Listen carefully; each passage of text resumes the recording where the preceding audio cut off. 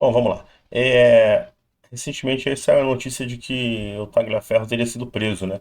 Para quem não sabe, esse cara, principalmente durante as eleições, era o braço direito do Alexandre de Moraes.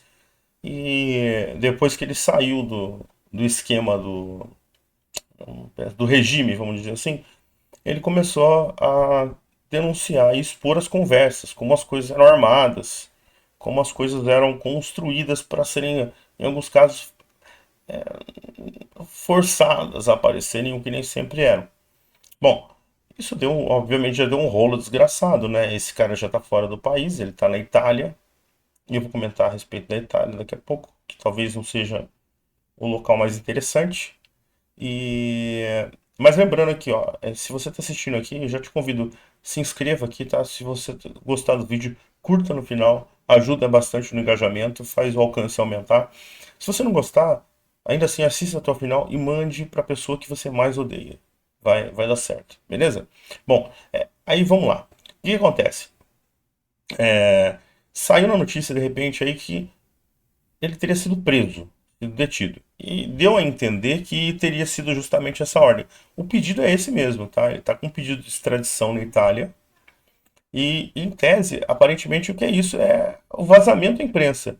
E a gente tem que lembrar que o vazamento é muito curioso, porque, veja bem, muitas coisas que saem na imprensa e que são do interesse, o Alexandre rapidamente desmente, solta uma notinha, fala com algum jornalista para desmentir, é muito rápido. Nesse caso específico, até recomendo, procurem notas, procurem onde ele fala ou onde ele nega que o conteúdo dos vazamentos são falsos. Veja, o que eles tratam aqui, ó?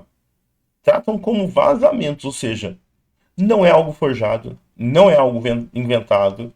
Se fosse algo forjado, eles diriam: olha, denúncias falsas, dados falsificados, uma denúncia produzida. Não, são vazamentos. Então, automaticamente, eles mesmos chancelam isso como verdade. Durante todo o bololô ali, você vê pedidos para tentar incriminar sempre atores da direita, sejam políticos, sejam jornais. Tem aquele caso da Revista Oeste que ele pede que ele procure elementos para censurar a revista, e ao não conseguir, aliás, o Tagliaferro diz que não encontrou elementos, mas eu me lembro claramente que tem um trecho que diz assim, ó, seja criativo, ou seja, invente, induza, manipule, distorça, né? Bom, vamos à matéria aqui. Ó. O documento obtido pela coluna revela que o pedido do brasileiro motivou a detenção, partiu do despacho assinado pelo ministro Alexandre. Beleza, até aí a gente já sabe. Em 2025, o magistrado solicitou a prisão preventiva do ex-assessor por crimes de divulgação de informações sigilosas. Pronto, ó. Aqui, ó. Ó, tá confessado. Isso aqui é a confissão. Isto aqui é uma confissão. A gente percebe que as ações do Alexandre são muito emocionais, porque, veja, isso aqui é um erro. Do ponto de vista técnico, é um erro, porque ele produz provas, ele confirma, está confessando que aquilo lá é verdadeiro, né? O documento cita que em abril, Tagliaferro admite ter passado informações ao relator da Folha, que cerca de 4 meses depois publicou um artigo sobre o tema.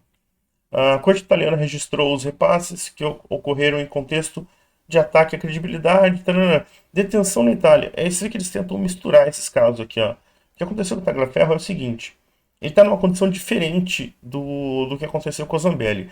Ele tem residência fixa, ele chegou lá, ele tem laços lá, ele, se não me engano, ele se casou lá, a esposa dele tem uma filha estudando lá, ou seja, ele está muito bem estabelecido na Itália. Diferente da Zambelli, que entrou lá fugindo, né? Já na lista da Interpol. Inclusive, Tagliaferro em um momento falou que o Alexandre tentou inserir ele na lista da Interpol. E por que não conseguiu?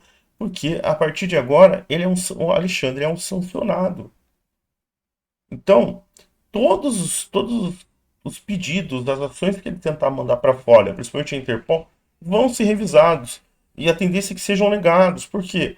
Porque ele é um potencial candidato a também ser incluído na lista da Interpol. Bom, o que acontece aqui, ó? O caso do Tagliaferro, ele foi chamado para prestar esclarecimentos por causa desse processo de extradição que corre. Ou seja, ele tem que ser julgado, é como se ele fosse citado. E ali, na Itália tem um negócio que eu acho que é muito bizarro, porque o sujeito ele tem que comunicar à prefeitura onde ele mora. Se ele mudar de casa, na mesma cidade, ele ainda tem que avisar a prefeitura.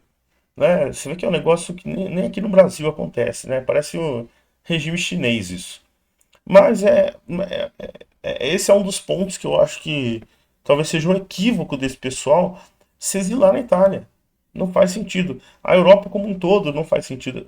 Assim, não é o mundo mais perfeito, não é o cenário mais perfeito, mas ainda assim os Estados Unidos é a melhor opção que você tem nesses casos, né? O Tagliaferro ele comentou ainda, inclusive, ó, você vê que outra matéria aqui, a própria Carta Capital, hein? Vai vendo. Comenta que a justiça italiana rejeita a ordem de Moraes para prender esse ex-assessor. Vamos ver se eles são honestos aqui. Foi detido pela polícia, ele não foi detido, acho que ele foi convocado e se apresentou. Foi informado sobre o pedido de extradição, na decisão comunicou a detenção, teve. Não, é a mesma coisa, é a mesma coisa. O documento afirma que as acusações de Tagliaferro já tinham se tornado públicas e ele não tentou fugir de sua residência atual para se esconder. Com isso, os magistrados consideram desnecessário decretar a prisão. Inclusive, os documentos ele já encaminhou para os Estados Unidos. É, até onde a gente sabe, ele encaminhou coisas que ainda não foram publicadas. Então, a coisa pode ficar bastante interessante aí, né? Dentre elas, o perito teve que informar um horário no qual sempre estará em sua residência para que os policiais possam realizar uma averiguação de seu domicílio. Isso é algo de praxe na Itália, tá? A exigência de permanecer dentro do país, dos limites do país, justamente com a proibição. Na verdade, ele não pode sair do município, né?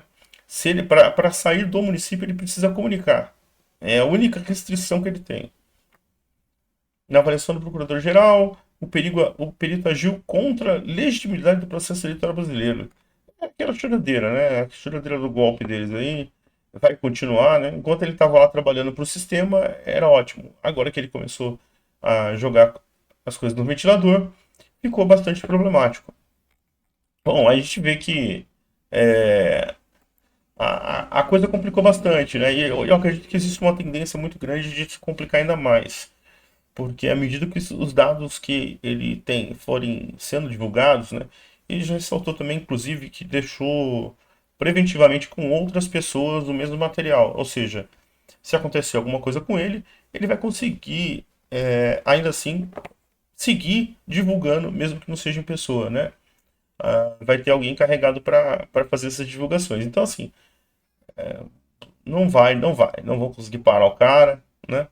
Talvez consigam prendê-lo, né? Que eu acredito que tenha sido equívoco dele se esconder na Itália, eu acho. Esconder não, porque ele tem residência fixa, né? Mas sair do Brasil e escolher a Itália como destino. Eu acho que não é a melhor opção, pelo que a gente está vendo. Até recentemente eu nem sabia que existia essa condição de você ter que comunicar à prefeitura para onde você vai. Para mim é um negócio meio bizarro, né? É uma coisa meio comunista isso. Ultrapassa qualquer direito de liberdade. Mas é isso aí. Se você gostou, como eu pedi antes, curta. Se você não gostou, envie, encaminhe para os seus inimigos, tá? Não deixe de se inscrever no canal, a gente está começando, isso vai ajudar bastante no engajamento, tá bom? E deixa sua opinião aqui. Você acha que o Tagliaferro vai ser preso? Comenta aqui embaixo. E vamos trocar ideia. Fui.